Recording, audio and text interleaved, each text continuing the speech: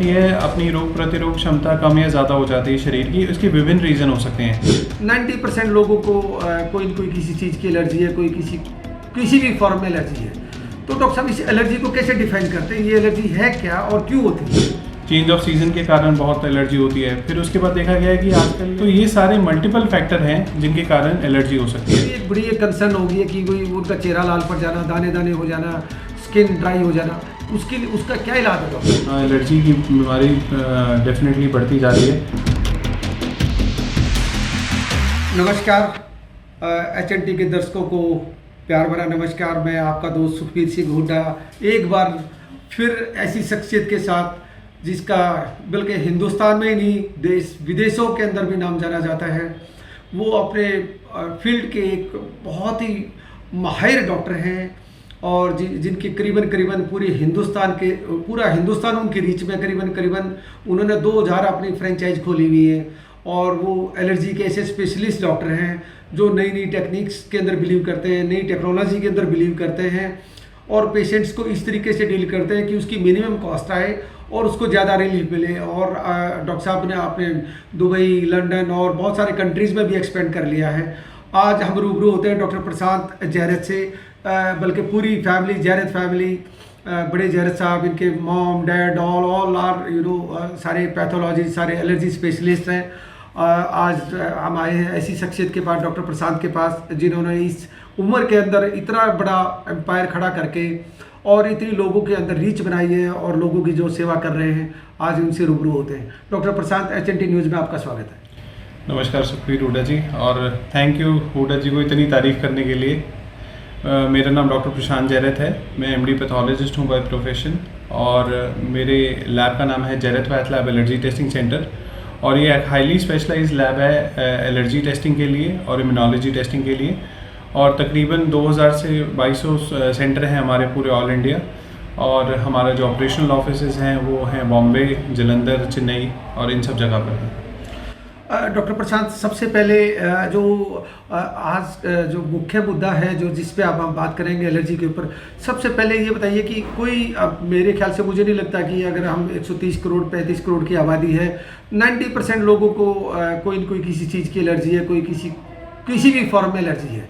तो डॉक्टर साहब इस एलर्जी को कैसे डिफाइन करते हैं, ये एलर्जी है क्या और क्यों होती है? सर, आपने बिल्कुल सही कहा कि एलर्जी की बीमारी सबसे कॉमन बीमारी है। इवन बुखार से भी ज़्यादा ये कॉमन बीमारी है। तकरीबन 30 से 35% लोगों को पूरे विश्व भर में इस एलर्जी से जूझना पड़ता है। और एलर्जी होती है शरीर की रोग प्रतिरोध क्षमता जो कम या ज़्यादा हो जाती है, उसी के कारण एलर्जी होती है। और एलर्जी कई तरह की हो सकती है, कई तरह के सिम्टम हो सकते हैं एलर्जी के। बेसिकली एलर्जी में आपकी जो रोग प्रतिरोध क्षमता है वो कम या ज़्यादा हो जाती है, तो उसकी वजह से अलग अलग तरह के सिम्टम दिखने शुरू हो जाते हैं। जैसे कि अगर किसी को किसी स्किन की कोई तकलीफ आती है, जैसे कि छपाकी, ये नॉर्मल है स्किन की, तो आज के टाइम की तो बहुत कॉमन है स्किन की एलर्जी। तो इस तरह की एलर्जी होती है जिसमें कि स्किन पे छपाकी हो जाती है, धब्बड़ हो जाते हैं, होंठ सूज जाते हैं। तो ये एक तरह की स्किन एलर्जी होती है। दूसरी तरह की एलर्जी हमने आम देखा है कि जैसे खांसी का होना, दमे का होना, सांस का प्रॉपर ना आना, इसे सांस की एलर्जी भी कहते हैं या इनहेलेंट एलर्जी भी कहते हैं। तीसरी तरह की एलर्जी होती है खाद्य पदार्थ की एलर्जी, जैसे कि हम फूड एलर्जी कहते हैं। खाद्य पदार्थ की एलर्जी बच्चों में हमने देखा है कि अधिकतम बहुत कॉमन है, जिसमें कि पेट में दर्द होना, बच्चों की ग्रोथ ना होना, इस तरह के कई तरह के सिम्टम होते हैं। और एडल्ट्स में खान पाचन का ढंग से प्रॉपर तरीके से उसका पाचन ना होना, तो उसके कारण भी उसको भी फूड एलर्जी का सिम्टम होता है। उसके अलावा पेट में दर्द रहना, एसिडिटी रहना, ये भी एलर्जी के कुछ सिम्टम्स हैं। और उसके बाद एक एलर्जी होती है दवाइयों की एलर्जी, जैसे दवाई खाने से कई लोगों को रिएक्शन होता है। तो ये कॉमन तरह की 5-6 तरह की एलर्जीज होती हैं जिसके अलग अलग तरह के सिम्टम्स होते हैं। डॉक्टर साहब, मुख्यतः अगर देखा जाए कि इनका मेन रीज़न क्या होता है एलर्जी का मेन कॉज? जैसे आपने बताया कि भी ठीक है, मेडिसिन का रिएक्शन हो जाना, वेदर का चेंज हो जाना। वैसे कोई भी जो एलर्जी होती है इसका कोई ऐसा अभी तक टेक्नोलॉजी ने ऐसा कोई फाइंड आउट किया कि क्या रीज़न हो सकता है? एलर्जी का सर, जैसे मैंने आपको बताया कि एलर्जी होती है अपनी रोग प्रतिरोध क्षमता कम या ज़्यादा हो जाती है शरीर की, इसके विभिन्न रीज़न हो सकते हैं। जैसे कि आपका एक ऐसे किसी घर में रहना जहाँ पे धूप प्रॉपर ना आती हो, उसकी वजह से आपकी रोग प्रतिरोध क्षमता कम हो जाती है। ये एक एलर्जी का कारण हो जाता है। फिर उसके बाद अचानक से मौसम का बदलना, चेंज ऑफ सीज़न के कारण बहुत एलर्जी होती है। फिर उसके बाद देखा गया है कि आजकल जो खाद्य पदार्थ हैं इसमें प्रिजर्वेटिव्स बहुत ऐड होते हैं। प्रिजर्वेटिव्स ऐड होने की वजह से लोगों को फूड एलर्जी के सिम्टम्स बहुत ज़्यादा होने लग गए हैं। बिल्कुल बिल्कुल। फिर उसके बाद इन्वायरमेंटल रीजंस हैं, पोल्यूशन है, जिसके कारण हमारी रोग प्रतिरोध क्षमता कम हो जाती है। जैसे हमने कि कोविड में देखा, कोरोना में देखा कि हमारी इम्यूनिटी पावर अब बहुत कम हो चुकी है लोगों की, खाने पीने की चीज़ों की वजह से, एक्सरसाइज ना करने की वजह से। तो ये सारे मल्टीपल फैक्टर हैं जिनके कारण एलर्जी हो सकती है। तो एलर्जी कोई एक कारण से नहीं, मल्टीफैक्टोरियल रीज़न है जिसके कारण, मल्टीफैक्टोरियल का मतलब है कि बहुत सारे कारणों के कारण एलर्जी हो सकती है। अच्छा डॉक्टर साहब, ये एलर्जी कुछ मेल फीमेल में भी कुछ डिफरेंस करती है, सीनियर सिटीजन में या यंग में, बच्चों में, इनमें भी कुछ डिफ्रेंशिएट करती है एलर्जी, या सबके लिए मोर और लेस कॉमन ही रहता है?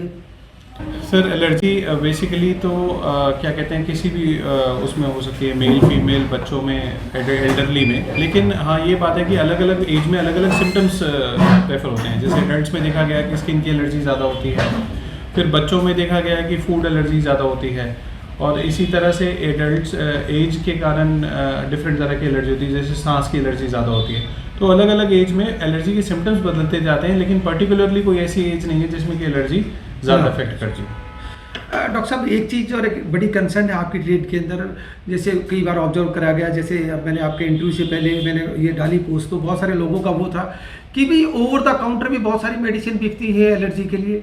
इसका क्या डॉक्टर साहब, वो क्या हेल्प करती है या वो नुकसानदेह हैं? बगैर प्रिस्क्रिप्शन के लोग अपने आप केमिस्ट से जाके एंटी एलर्जिक वगैरह मेडिसिन ले लेते हैं, उसके बारे में आप क्या कहेंगे डॉक्टर साहब?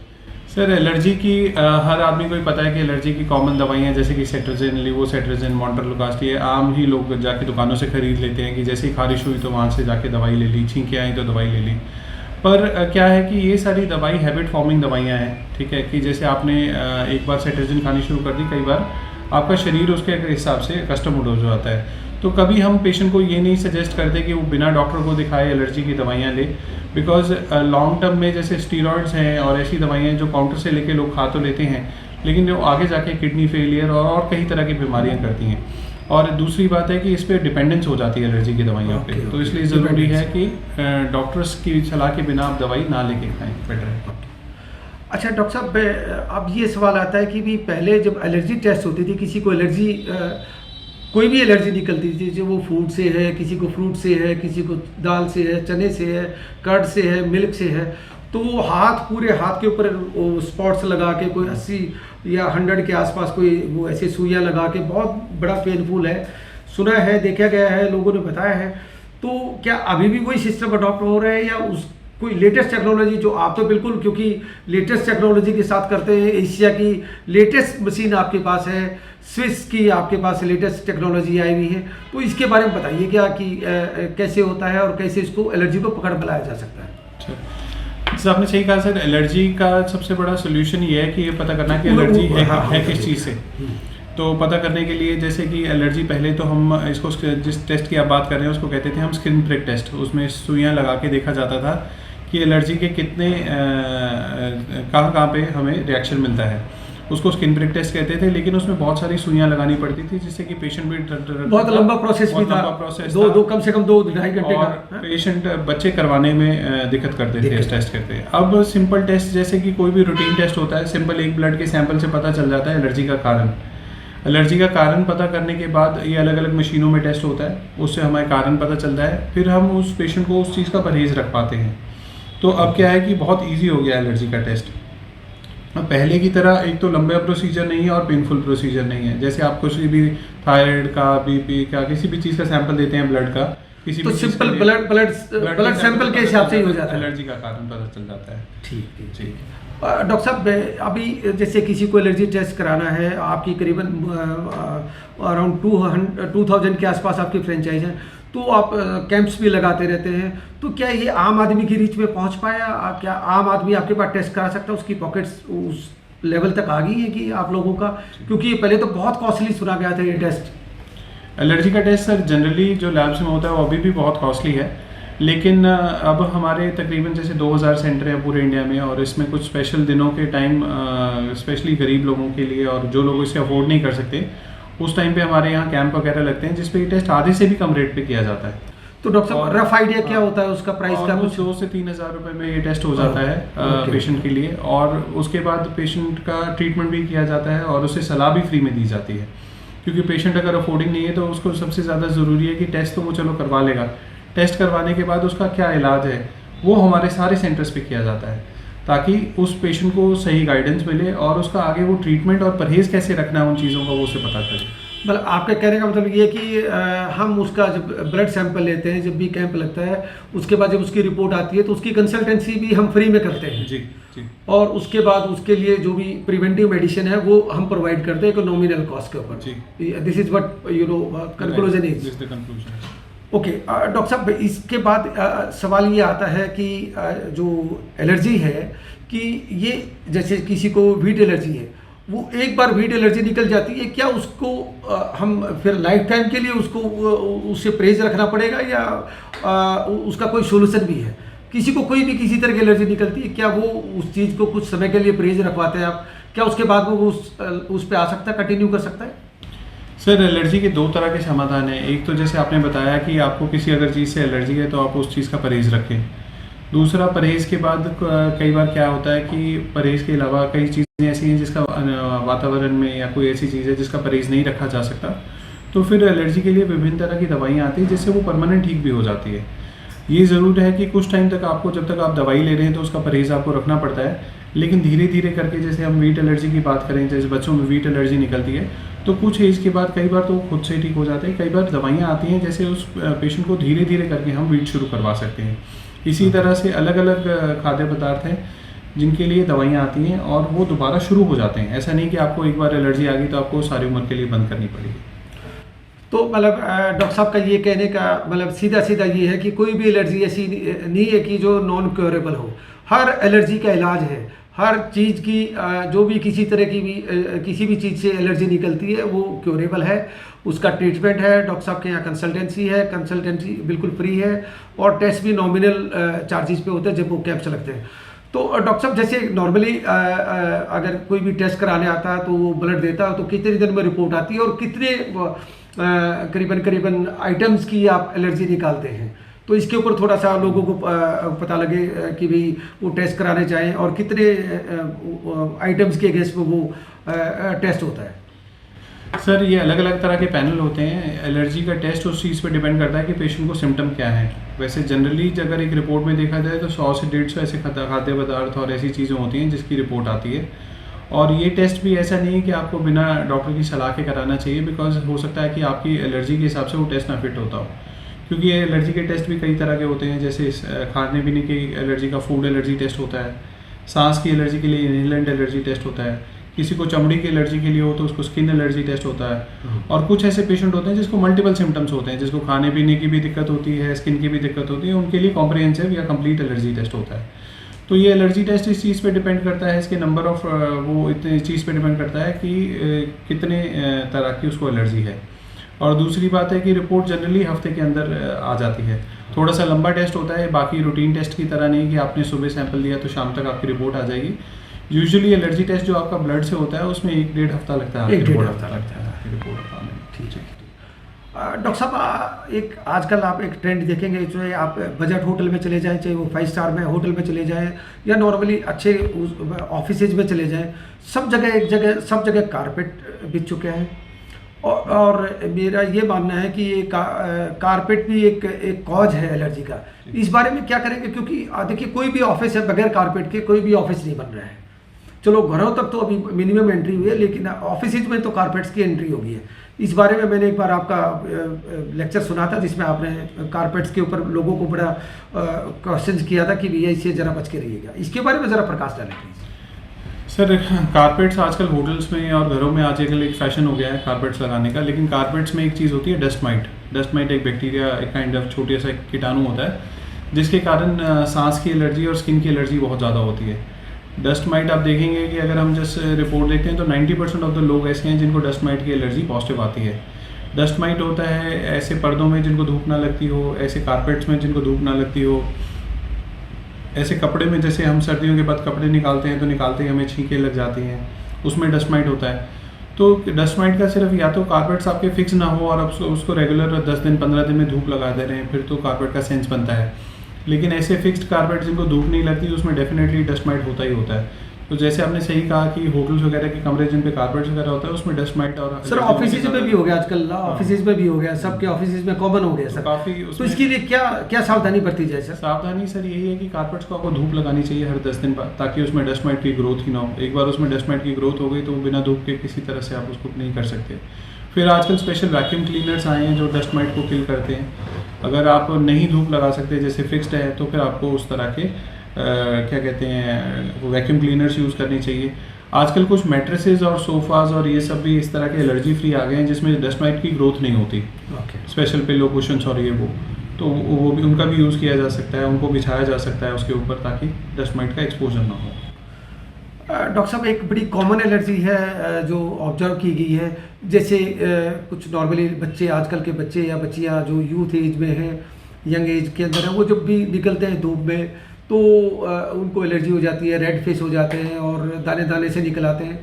तो हाउ टू एक तो चलो ठीक है धूप में ना निकला जाए, लेकिन क्योंकि रूटीन है, कॉलेज जाना है, लॉकडाउन खुल चुका है, तो उनके लिए एक बड़ी एक कंसर्न होगी है कि कोई उनका चेहरा लाल पड़ जाना, दाने दाने हो जाना, स्किन ड्राई हो जाना, उसके लिए उसका क्या इलाज है डॉक्टर साहब? उसके लिए क्या आप सजेस्ट करेंगे?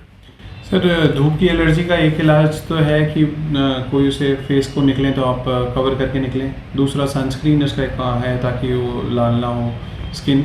और धूप की एलर्जी के भी अगेन थोड़ा खाद्य पदार्थ को कंट्रोल करने में और रेगुलर एक्सरसाइज से धूप की एलर्जी भी डेफिनेटली रिड्यूस होती है उनकी। और डॉक्टर साहब इसके बाद सेकंड जो कॉमन एलर्जी आ रही है वो आ रही है कि ग्रास एलर्जी। लोग नॉर्मली पार्क में जाते हैं, बुजुर्ग लोग जाते हैं, बच्चे जाते हैं, वहाँ पे खेलते हैं, पूरी मस्तियाँ करते हैं, तो ये ग्रास एलर्जी एक बहुत बड़ा कॉमन कॉज हो गया है। तो इसके लिए सर कोई आप जैसे प्रिकॉशन जो भी आप सजेस्ट करना चाहें HNT के दर्शकों को, तो क्या प्रिकॉशन इसके लिए लेनी चाहिए? सर घास एक ऐसी चीज़ है जिसकी एलर्जी को प्रिवेंट करना तो बड़ा मुश्किल है, और मैं ये भी नहीं कहूँगा कि अगर आप पार्क में खेलने जाते हैं, एक्सरसाइज करते हैं तो करना बंद कर दें। तो ये घास वगैरह की एलर्जी के लिए रिपीटेड एक्सपोजर अगर आप उस जगह पे जाएं तो डेफिनेटली वो उसका थोड़ा सिम्टम्स कम हो जाते हैं। और अगर फिर भी होती है तो फिर इसके लिए एक वैक्सीन आती है, इम्यूनोथेरेपी कहते हैं उस वैक्सीन को, उसको लेके भी घास की एलर्जी को कम किया जा सकता है। मतलब इसकी घास की एलर्जी का जो ग्रास एलर्जी है उसका ट्रीटमेंट अवेलेबल है, उसके लिए इम्यूनोलॉजी का एक प्रॉब्लम एक इंजेक्शन लगता है डॉक्टर साहब, और वो हो सकता है, प्रिवेंटिव मेजर्स हो सकते हैं। और डॉक्टर साहब एक नई एलर्जी का भी आजकल चलन आया है लोगों को कि रोडों के ऊपर इतनी गाड़ियाँ हो गई हैं, अगर थोड़ा सा भी अगर आप शीशा खोल देते हैं, हल्का सा पोल्यूशन गाड़ी के अंदर, आपका डीजल स्मोक, पेट्रोल स्मोक, कुछ भी गाड़ी के अंदर आता है तो आपको छींकें लग जाती है, जुकाम हो जाता है। ये किस तरह की एलर्जी नहीं डेवलप हुई है डॉक्टर साहब? सर ये अभी काफ़ी पुरानी एलर्जी है, डस्ट की एलर्जी है, और उसके बाद जो केमिकल्स होते हैं पेट्रोकेमिकल प्रोडक्ट्स में उसकी एलर्जी है। ये अलग अलग तरह के एजेंट्स हैं जिससे एलर्जी होती है डेफिनेटली, क्योंकि अगेन इम्यूनिटी हमने देखा कि जैसे कम हुई है, एक्सरसाइज हम कम करते हैं, और दूसरी बात है कि जैसे इन चीज़ों का एक्सपोजर भी बढ़ा है, रोड पे गाड़ियाँ भी बढ़ी हैं तो एलर्जन का अमाउंट भी बढ़ जाता है, तो उसके कारण इसकी एलर्जी अब देखा गया कि ज़्यादा होती है। तो इसको कम करने के लिए ये जैसे अब हमने देखा है कि ड्यूरिंग कोविड टाइम्स लोगों ने जैसे मास्क पहनना शुरू किया, तो स्पेशली उन लोगों को वो एलर्जी से काफ़ी राहत मिली एलर्जीज़ में। तो ये देखा गया कि अगर आप उस एलर्जन को अगर आप नहीं अवॉइड कर सकते तो आप उससे बचने के लिए मास्क वगैरह पहन सकते हैं ताकि उन चीज़ों का एक्सपोजर ना हो। और अगर आपको लगता है कि आप उस चीज़ से नहीं बच सकते और उसका प्रिवेंशन नहीं कर सकते, तो फिर हमेशा इन चीज़ों के लिए आपके लिए वैक्सीन आती है, वो वैक्सीन लगवा के या ओरल वैक्सीन लेके आप एलर्जी को काफ़ी अवॉइड कर सकते हैं। डॉक्टर साहब आपने समय दिया, आपने बहुत क्या कहते हैं ऐसी बड़ी नॉलेजेबल आपने एडवाइस दी और बहुत अच्छा आपके साथ सेशन रहा। डॉक्टर साहब एक आपसे विनती करना चाहेंगे कि जैसे बहुत सारे ऐसे हैं HNT के दर्शक या हमारे मित्र जो भी देखेंगे इसको पूरा उसमें एक बहुत बड़े उसमें हो जाएगा, तो बहुत सारे लोग कांटेक्ट करना चाहेंगे। तो मेरी ये विनती है अगर आप अपने ऑफिस से किसी का नेम और कांटेक्ट नंबर इसके अंदर अगर चलवा दें इस आपके इंटरव्यू के दौरान, तो लोगों के लिए बड़ी सहूलियत रहेगी, क्योंकि वो सीधा उनको कॉल कर पाएंगे और अपने अपॉइंटमेंट लेके और आपके जो टेस्ट हैं उनका डिस्काउंट्स का और आपकी फ्री एडवाइस का और कंसल्टेंसी का फ़ायदा उठा पाएंगे। जी सर, बिल्कुल सर, ऐसा एक नंबर हम डलवा देंगे बीच में जिससे कि लोग उस नंबर पर कॉल कर सकेंगे और वहाँ पे उनको अगर चाहें तो उसी नंबर पे भी उनको एक निःशुल्क सलाह दी जाएगी। और बाकी जैसे भी OPDs होती हैं हमारे डॉक्टर्स की या मेरी, तो उस हिसाब से हम पेशेंट्स का फ्री निःशुल्क कंसल्टेशन दे सकते हैं उनको। और मैं आपका बहुत बहुत धन्यवाद करना चाहूँगा सर इस इंटरव्यू के लिए। जाते जाते डॉक्टर साहब एक आखिरी आपसे जाते जाते एक आखिरी सवाल आपसे है कि आप इसको किस तरह का आप भविष्य पाते हैं कि ये जो टेक्नोलॉजी है, जिस तरह के आप जिस फील्ड में हैं, इस एलर्जी की जो महामारी है, हर आदमी को, हर अल्टरनेट आदमी को, ऑलमोस्ट हर आदमी को एलर्जी है, ये कब तक काबू हो पाएगी? जैसे सर एलर्जी कोई ऐसी इन्फेक्शन तो नहीं है कि जिससे बिल्कुल ख़त्म किया जा सके। हाँ, एलर्जी की बीमारी डेफिनेटली बढ़ती जा रही है। तो मैं तो यही सजेस्ट करूँगा कि जितनी ज़्यादा हम एक्सरसाइज कर सकें, जितना हम पौष्टिक खा सकें, उन्हीं चीज़ों से इसको कंट्रोल किया जा सकता है। लेकिन कभी भी ऐसा नहीं होगा कि जी एलर्जी की बीमारी को हम पूरी तरह जड़ से ख़त्म कर सकें। तो HNT के दर्शकों, आज ये रूबरू हुए हम डॉक्टर प्रशांत जैरत से, जो अपने आप में एक किसी पहचान के मोहताज नहीं है। आप क्या कहते हैं, गूगल करिए, वैसे डॉक्टरों के बारे में पता करिए, एलर्जी के कौन स्पेशलिस्ट हैं। यहाँ पे डॉक्टर प्रशांत आपके सामने बैठे हैं, उन्होंने बहुत सलाह दी है। आज एक एपिसोड हुआ है, सेकंड एपिसोड के अंदर बहुत सारे और सवाल हैं जो आप लिखेंगे, जो आप पूछेंगे, जो कमेंट्स करेंगे, और कुछ हमारे भी उसमें हैं। आज समय की कुछ लिमिटेशन होती हैं और कुछ पाबंदियाँ होती हैं, डॉक्टर साहब की भी अपनी कमिटमेंट्स होती हैं। तो अगले इंटरव्यू के अंदर, अगले सेकंड पार्ट के अंदर हम बहुत सारे सवालों को लेके आएंगे। जब तक आप खुश रहें, स्वस्थ रहें, और कभी भी आपको लगता है किसी भी एलर्जी से वो हैं, तो आप खुद ओवर द काउंटर जाके कोई मेडिसिन ना लें। आपको एक हेल्पलाइन नंबर पे इस पे मिल जाएगा, फ्री कंसल्टेंसी मिलेगी, और आपको अगर टेस्ट भी कराना तो डिस्काउंटेड प्राइस पे मिलेगा, स्पेशल प्राइस पे मिलेगा। और डॉक्टर साहब की 2000 से ज़्यादा with in the country franchise है। उसके बाद अगर आप विदेश भी ट्रैवल कर रहे हैं तो वहाँ भी दुबई, UK और कई कंट्रीज़ में भी इनकी अपनी ब्रांचेज खुल चुकी हैं। तो डॉक्टर साहब, हमारी तरफ से आपको बहुत बहुत शुभकामनाएं, और समय निकालने के लिए बहुत बहुत धन्यवाद। धन्यवाद सर। धन्यवाद सुखवीर जी इस इंटरव्यू के लिए। धन्यवाद। Thank you so much.